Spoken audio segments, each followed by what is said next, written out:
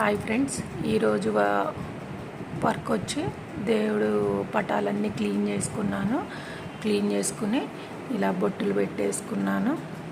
ఈరోజుతో ఈ పని అయిపోయిందనమాట. ఎప్పుడైనా బొట్లు పెట్టాలంటే మీరు దేవుడిది గంధంతో పెట్టండి. ఇప్పుడు నేను పెట్టిందంతా గంధమే.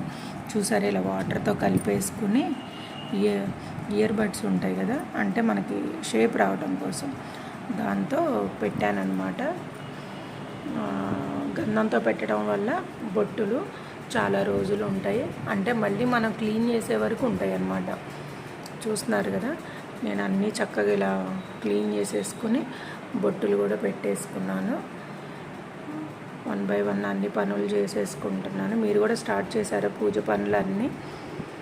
ఓకే ఫ్రెండ్స్, ఈ టిప్ ఉపయోగపడుతుందని చెప్పాను. గంధంతో అయితే బొట్లు పెట్టి చూడండి ఒకసారి, చాలా రోజులు